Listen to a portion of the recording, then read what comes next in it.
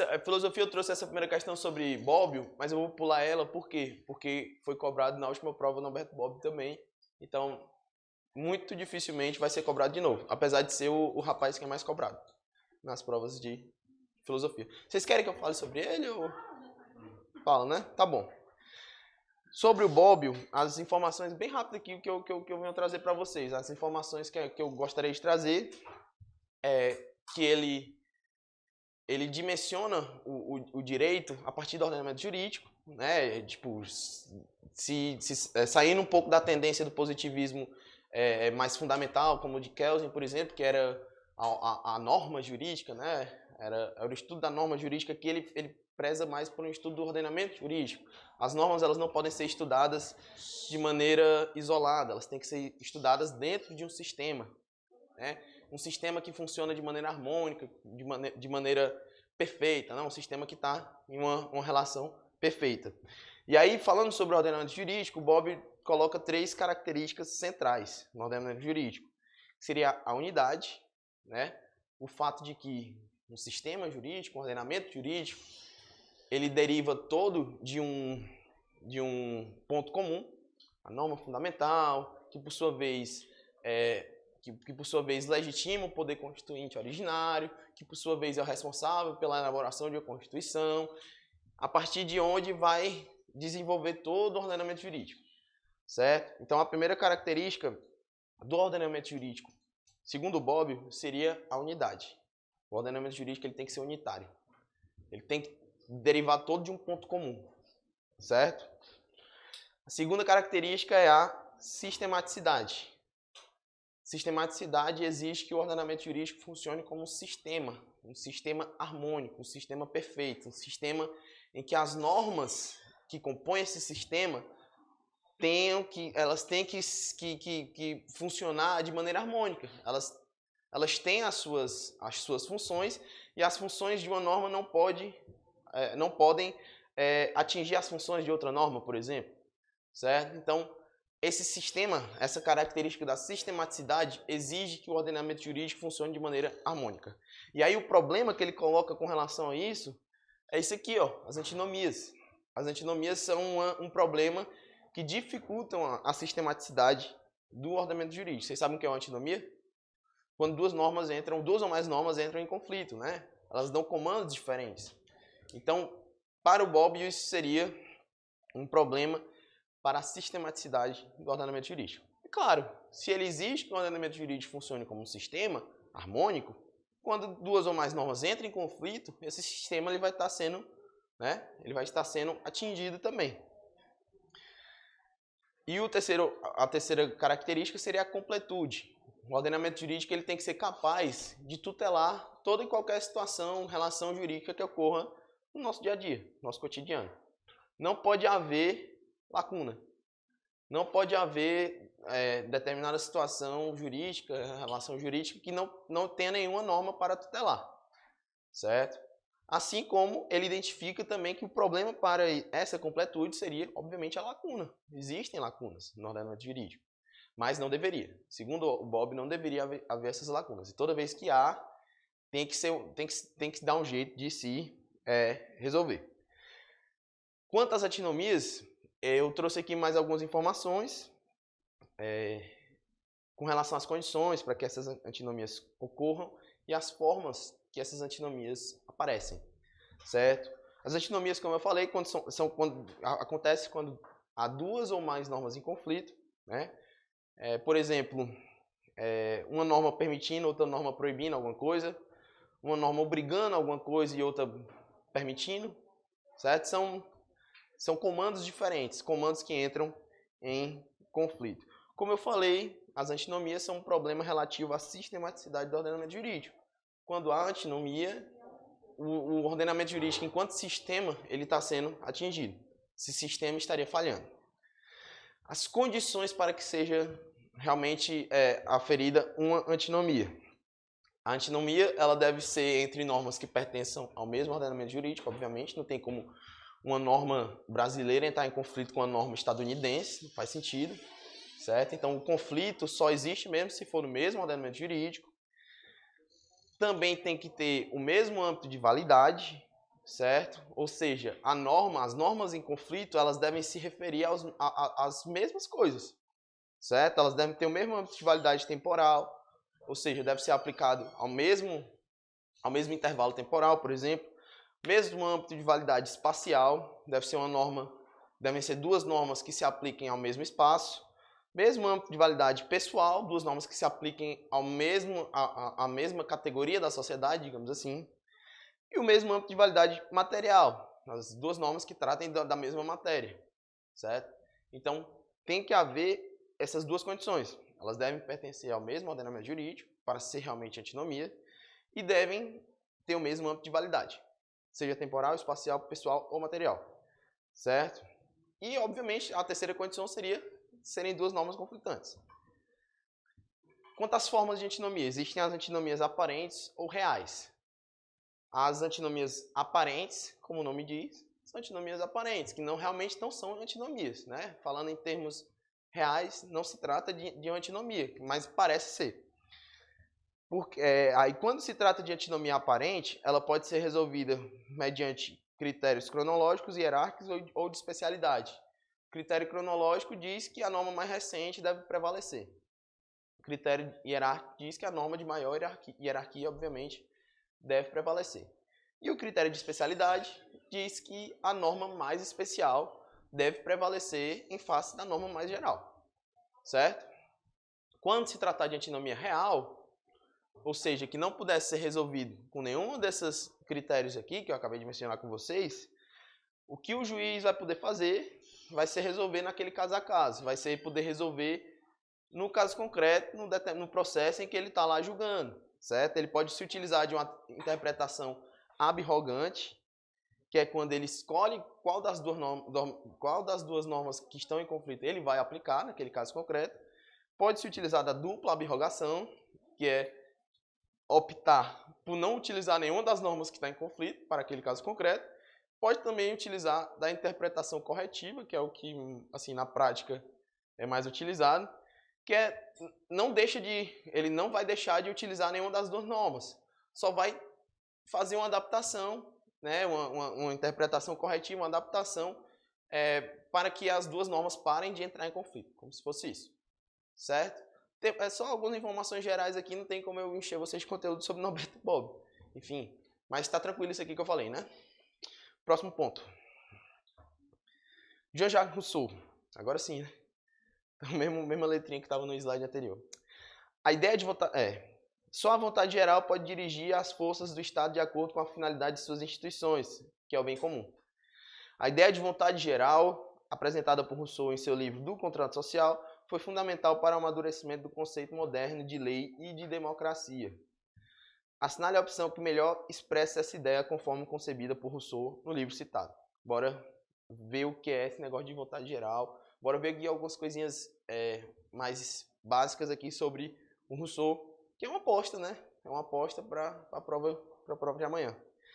A vida em sociedade deve prezar pela liberdade natural do homem, mas também pela garantia de sua segurança e do seu bem-estar. O Rousseau, ele vai vir em um momento da nossa história em que existe de desenvolvimento da teoria do contrato social. Não sei se vocês já ouviram falar, com certeza, né?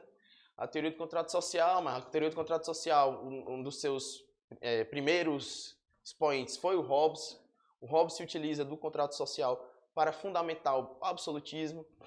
Aí temos o John Locke, que utiliza do contrato social para fundamentar, por outro lado, o liberalismo. Então, já são aí dois lados antagônicos, né? O absolutismo e o liberalismo, só que ambos se utilizando do contrato social para suas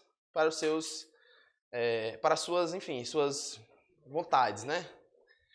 E aí o Rousseau ele chega em um momento posterior e diz assim, não, a gente pode se aproveitar aqui de características do Hobbes e do Locke. O Hobbes, por exemplo, ele diria que o principal direito é o direito à vida, à autopreservação, né? A lei principal seria a lei natural de sobrevivência, lei de sobrevivência. O Hobbes dizia que no estado de natureza os homens viviam em constante guerra, né? Ele lançou aquela máxima de o homem é o lobo do próprio homem, porque ele dizia que no estado de natureza as pessoas viviam em guerra. Já o Locke, ele já usa o contrato social para outros fins, dizendo que, na verdade, o estado de natureza não era um estado de guerra, mas que era necessário assinar o contrato social para a gente entrar no estado civil, tutelado por um estado, né? Para que esse estado ele possa garantir os nossos direitos individuais, propriedade, liberdade, igualdade, segurança, enfim, os direitos individuais. O Rousseau ele diz, beleza, a gente pode utilizar, a gente pode aproveitar termos aqui desses dois pensadores. A gente pode realmente utilizar a liberdade natural, que seria a questão da liberdade, da igualdade, que seriam direitos individuais prezados e defendidos pelo Locke, mas a gente também pode prezar pela segurança, que foi um principal direito que o Hobbes tentou tutelar. Assim como o bem-estar, que aqui já é uma herançazinha, já é uma influenciazinha do utilitarismo, certo? O Rousseau, ele era republicano, ele prezava pela soberania popular, certo? O Rousseau, ele era um filósofo muito afeito às emoções, aos sentimentos da população, tanto é que ele não era apenas um grande filósofo, como ele também foi um romancista. Ele escrevia romances que conseguiam ter uma grande adesão da sociedade e que conseguia despertar sentimentos morais na sociedade, né? Compaixão, empatia, enfim. Tanto é que ele era chamado de filósofo dos sentimentos. E aí o Rousseau, um dos pontos centrais da sua teoria, é dividir as desigualdades. Quais são os tipos de desigualdades? Falando em desigualdades humanas, né? Ele fala que existiam as desigualdades naturais ou físicas, que eram aquelas desigualdades atinentes, enfim, às nossas feições, às nossas características físicas e psicológicas, né? Coisas que nada poderiam ser feito para mudar. Coisas naturais, coisas que tornam cada ser humano único, certo? E ele diz que quanto a isso não existe ressalva, tá tudo bem, tá tranquilo haver esse tipo de desigualdade. O que ele vai dizer o que ele vai considerar problemático são essas desigualdades morais ou políticas, que são desigualdades atinentes a questões sociais. Desigualdade social, má distribuição de renda, desigualdade em termos de propriedade. Esse tipo de desigualdade, o Rousseau vai fazer uma crítica. Vai criticar, vai dizer que essas desigualdades são ruins. São desigualdades que trazem problemas à sociedade e que têm uma influência pesada no surgimento da corrupção. Ou seja, ele quer dizer que os homens eles se corrompem por causa dessas desigualdades. Porque, enfim, pela má distribuição de renda, pela má distribuição de propriedade, ele vai falar nesse sentido que o surgimento da corrupção ele é decorrente dessas desigualdades políticas. Certo? Isso é importante, isso é um ponto importante da teoria dele. Quanto à vontade geral, que foi o da questão, a vontade geral é uma espécie de princípio, um princípio norteador, um princípio ideal, certo? A vontade geral é como se fosse você somar as vontades de todo mundo, excluindo aquelas que fossem antagônicas, certo? Então, se você somar as vontades comuns de todo mundo, poderia, em tese, se estabelecer um princípio norteador para políticas públicas de um determinado estado, por exemplo. Então, esse princípio norteador, né, é um regulador, um dever ser, ele traz um procedimento, ele regula um procedimento de como deve ser feitas as políticas públicas para o interesse coletivo e o bem comum, certo? A soma das vontades individuais, como eu falei, excluindo-se as vontades antagônicas, só prevalecendo o que é comum. E aí, somente a educação, segundo Rousseau, pode fazer os homens abandonarem os interesses individuais em busca dos interesses comuns. Então, Rousseau também foi um filósofo que trabalhou muito a questão da educação, certo? Que era a educação de qualidade que poderia fazer com que os homens parassem de ser egoístas e considerassem um interesse comum, o interesse da coletividade, certo? Tranquilo aqui também? Esses termos gerais aqui sobre Rousseau. Próxima questão, vou fazer aqui alguns comentários sobre Ronald Dworkin.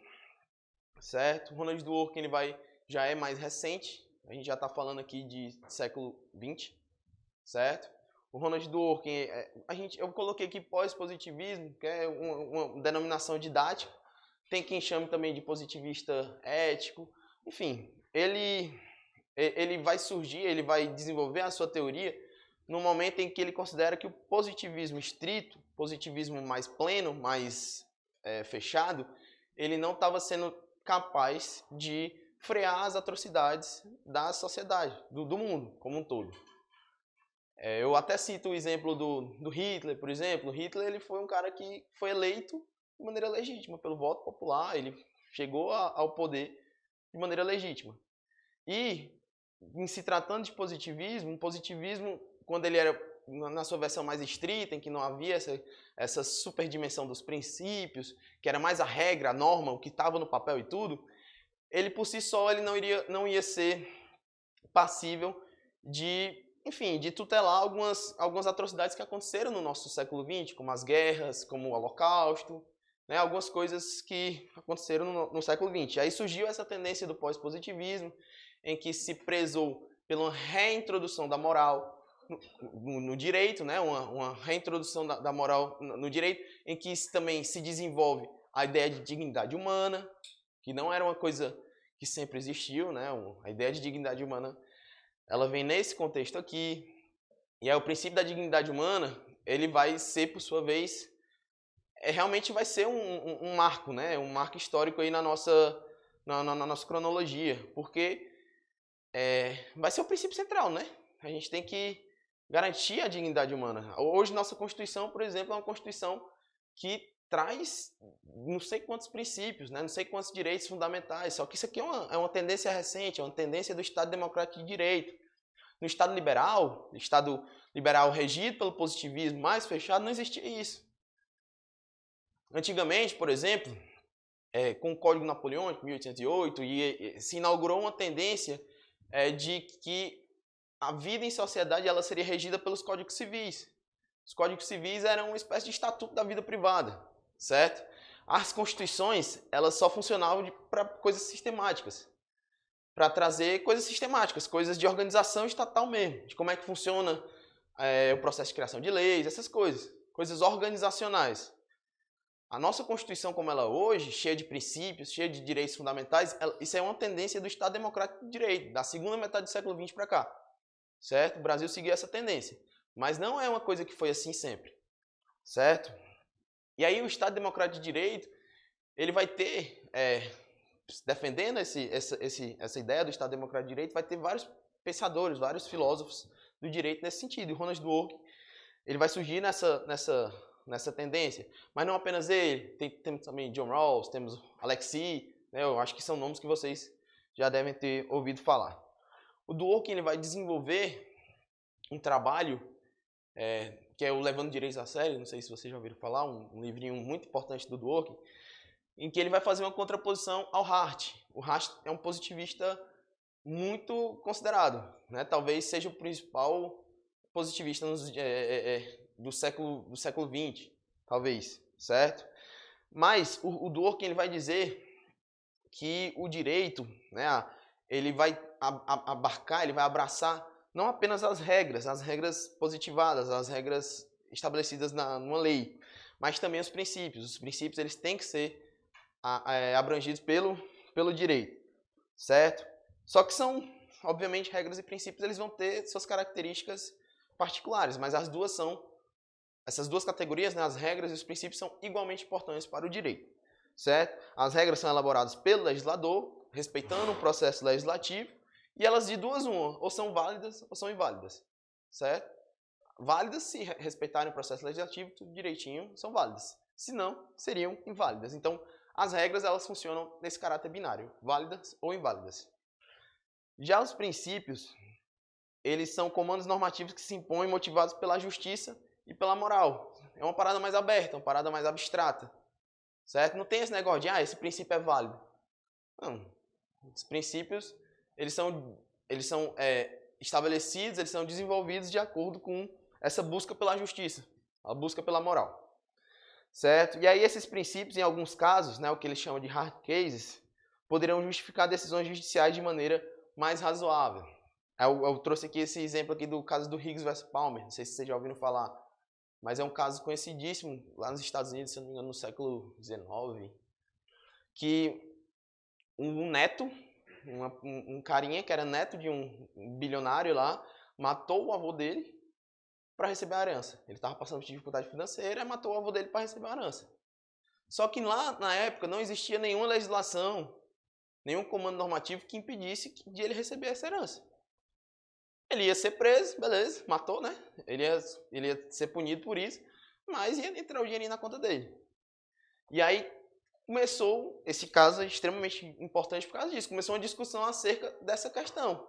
Pô, o cara matou o avô dele e vai ganhar com isso.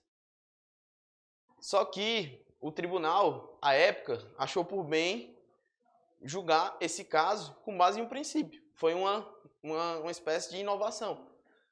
É o princípio de que ninguém pode se beneficiar da própria torpeza. Certo? Esse foi o princípio que motivou a decisão por fazer com que esse cara não viesse a receber a herança. Beleza? Então, o Dworkin, ele exemplifica ele usa esse exemplo aqui para tratar, para dizer que em alguns casos, nesses casos difíceis, em que não há legislação para tratar especificamente, os princípios eles podem ser uma ótima maneira de resolver. Beleza? Só as informações gerais aqui sobre o Dworkin. Tranquilo também? Tem mais coisa aqui? Temos aqui vamos falar um pouquinho sobre o utilitarismo também. Vocês já ouviram falar utilitarismo? Utilitarismo foi desenvolvido por Jeremy Bentham, certo? Eu estou falando aqui do século XVIII. Ele desenvolveu o princípio da utilidade, né? Se baseando um pouco nos epicuristas lá da antiguidade, né? Da Idade Antiga, em que o homem estaria em constante busca pelo seu prazer, pelo seu bem-estar individual, ou seja, pela sua própria utilidade. Até hoje não existe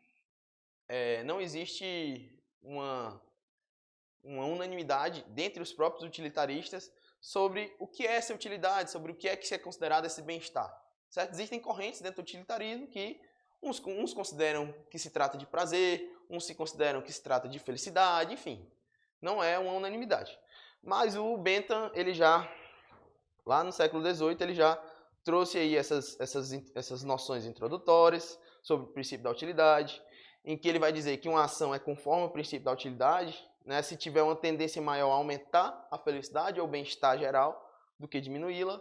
Assim como uma lei, ela vai ser considerada justa se ela trouxer mais utilidade do que teria se ela não existisse, certo? Então o utilitarismo, ele vai, aqui segundo o princípio da utilidade, segundo Jeremy Bentham, ele vai analisar as consequências de um ato. Se as consequências desse ato trouxerem, né, mais utilidade, mais bem-estar do que se não houvesse esse ato, né, segundo o utilitarismo, esse ato teria que ser realizado. Vocês estão entendendo que eu tô essa mensagem? Porque está meio bagunçado aqui. Mas o utilitarismo ele vai ver as consequências e vai analisar.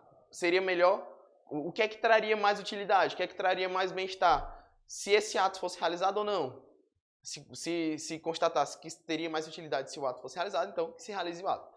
Uma lei, ao ser elaborada, também tem que ser analisada quais seriam as consequências dessa lei. Se essa lei trouxer mais utilidade, mais bem-estar, essa lei ela vai ter que ser, segundo o utilitarismo aqui, ela teria que ser realmente elaborada, botada para frente. Beleza? Por isso que a gente chama de espécie de consequencialismo ético. Só que o Bentham, ele ficou muito nesse negócio de analisar a questão da maioria. Às vezes o bem-estar, ele não vai ser para todos, né? A gente tem uma coletividade, essa coletividade ela tem anseios diferentes, tem visões de mundo diferentes, e uma coisa que é boa para uma pessoa, naturalmente pode não ser boa para outra pessoa. Então o que é que o Bentham dizia? Sendo assim, tem que prevalecer o desejo da maioria. A lei vai ser justa se ela trouxer mais felicidade, mais bem-estar para o maior número possível de pessoas. Certo? Só que ele não pensou nas minorias. Tem minorias que podem ser atingidas com esse tipo de coisa. Você não vai poder só agradar só as maiorias, certo? Você tem que considerar os direitos das minorias também. E aí o Stuart Mill, ele vai fazer essa conclusão, ele vai chegar a essa conclusão. Tanto é que ele vai elaborar uma espécie de utilitarismo altruísta, pensando também nos outros, pensando nas minorias que não seriam abraçadas por esses atos, por essas leis que iriam agradar as maiorias, certo? Então, o Mill ele vai dizer o quê? Que deve haver um predomínio da independência e da liberdade individual dos cidadãos a despeito do controle social, de modo a evitar uma tirania das maiorias.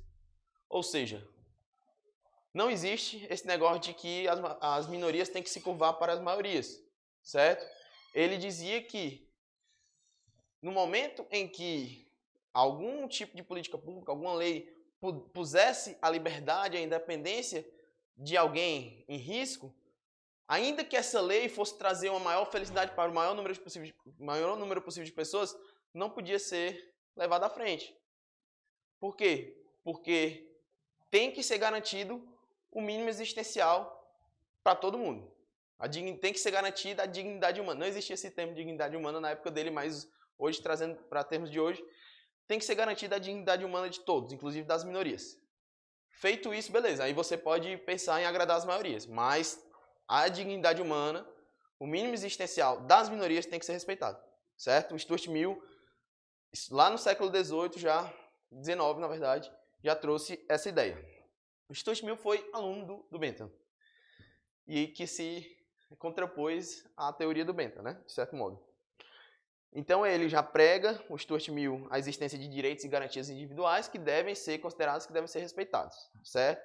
E preza pela educação para que os indivíduos não busquem apenas a própria felicidade, mas a de todos, certo? Então, a diferença aqui do Mill para o Bentham, falando grosso modo aqui, vai ser que o Mill ele vai se atentar mais para essa questão moral. É uma espécie de utilitarismo ético, né? Vai se atentar mais para essa questão dos direitos e garantias individuais de todos, inclusive das minorias. Ainda que uma política pública, uma lei, viesse a causar mais bem-estar para a maioria da população, se viesse a causar algum prejuízo para as minorias, não tinha como passar. Não tinha como passar adiante. Só para trazer um exemplo aqui bem rápido aqui para vocês, para a gente finalizar. Imagina que, do nada, vai ser votada, eu sei que não pode, mas se fosse votada uma emenda à Constituição para dizer que o Brasil, a partir de hoje, é um país cristão. Não ia agradar a maioria da população? A maioria da população é cristã. Não ia agradar? Mas e aí? E os direitos da galera que não é cristã? Ah, mas eles são minoria. Não existe isso. Tem que ser respeitado do mesmo jeito. Entendeu? É mais ou menos nesse sentido. Tem que ser garantidos os direitos individuais e as garantias individuais das minorias. Gente, encerramos por aqui. Mais uma vez, a mensagem que eu deixo acalma esse coraçãozinho. Isso aqui foi só uma revisão de pontos gerais, apostas para a prova. Isso aqui não quer dizer nada. É só uma revisãozinha, algumas apostas. O que vai dizer mesmo, o que vai prevalecer é a preparação de vocês nesses últimos meses. Se Deus quiser, e Ele há de querer, vocês vão fazer uma boa prova, e vocês vão conquistar essa aprovação. Se não der certo, gente, nada está perdido. Nada está perdido, vocês vão ter outras oportunidades, vocês têm talento, vocês têm plena capacidade, plena condição de seguir adiante nessa luta. Mas amanhã estaremos com vocês, eu de casa vou estar rezando, torcendo por vocês. Se Deus quiser, vai dar tudo certo. Beleza? Obrigado, viu? Obrigado pela atenção. Valeu, pessoal de casa, eu nem lembrei de vocês, mas valeu.